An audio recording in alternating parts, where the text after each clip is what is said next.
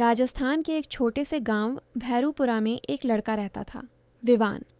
उम्र सिर्फ 13 साल, पर दिल बहुत बड़ा। परिवार गरीब था पर खुश था। माँ कपड़े सिलती थी और पिता एक छोटी सी चाय की दुकान चलाते थे। विवान का एक ही सपना था, पढ़ाई करके अपनी माँ पिता की जिंदगी बेहतर बनाना। लेकिन जीवन हर किसी के लिए आसान नहीं हो। एक दिन अचानक विवान के पिता गंभीर रूप से बीमार पड़ गए। दुकान बंद हो गई, घर में कमाने वाला कोई नहीं रहा। डॉक्टर ने इलाज के लिए काफ़ी पैसे मांगे। माँ ने अपने गहने तक बेच दिए, पर फिर भी पैसे पूरे न हुए। विवान यह सब देखकर चुपचाप रोता था। उसने माँ से पूछा, माँ अब क्या होगा? माँ ने कहा, बेटा, जब सारे रास्ते बंद हो जाते हैं तब श्याम खुद रास्ता खोलते हैं। विवान ने पहली बार सुना था श्याम यानी खाटू श्याम जी। अगले दिन विवान ने माँ से कहा, मैं श्याम जी के दरबार जाऊंगा। अगर वो सच में सबकी सुनते हैं तो मेरी भी सुनेंगे। वह अकेला पैदल ही खाटू की यात्रा पर निकल पड़ा।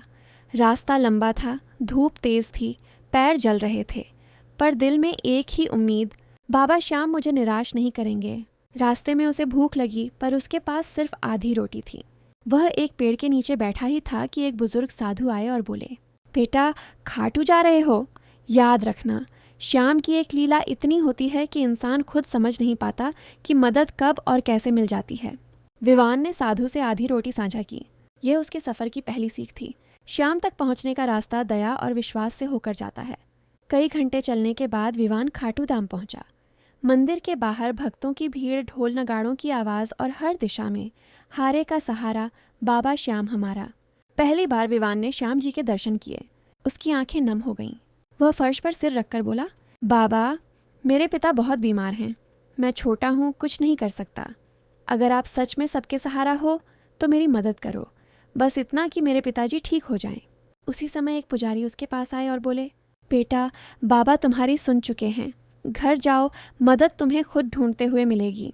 विवान को थोड़ी हैरानी हुई, पर दिल में एक अजीब सी शांति भी। जब विवान घर पहुंचा तो उसने देखा कि गांव में एक मेडिकल कैंप लगा हुआ है, और सबसे बड़ी बात, वही डॉक्टर वहां मौजूद थे जिनका इलाज वह अफोर्ड नहीं कर सकता था। डॉक्टर ने विवान को देखते ही कहा, अरे तुम तो वही बच्चे हो ना जो कई बार दवाइयों के बारे में पूछने आते थे। तुम्हारे पिता कहाँ हैं? उन्हें ले आओ, आज जांच और दवाई सब मुफ्त है। विवान की आंखें भर आईं। यह सिर्फ इत्तेफाक नहीं था, यह श्याम का संकेत था। पिता की जांच हुई, दवाइयाँ मिलीं और डॉक्टर ने कहा, कुछ दिनों में ये बिल्कुल ठीक हो जाएंगे। माँ ने विवान को गले लगाते हुए कहा, तूने कहा था ना, श्याम हमें नहीं छोड़ेगा। देख लिया बाबा की कृपा। विवान मुस्कुराया, लेकिन उसके भीतर एक गहरा भाव जागा। श्याम जी चमत्कार हमेशा आवाज़ करके नहीं करते, कई बार वो बस हालात बदल देते हैं। पिता ठीक होने लगे। मंदिर के पुजारी के कहने पर विवान ने पढ़ाई जारी रखी। एक एनजीओ जो गांव से होकर गुजर रहा था, प्रतिभाशाली बच्चों को पढ़ाने के लिए स्कॉलरशिप दे रहा था, और विवान का चयन हो गया। धीरे धीरे सब कुछ ठीक होने लगा। दुकान फिर से खुली, घर में खुशियाँ लौटीं और विवान पढ़ाई में टॉप करने लगा।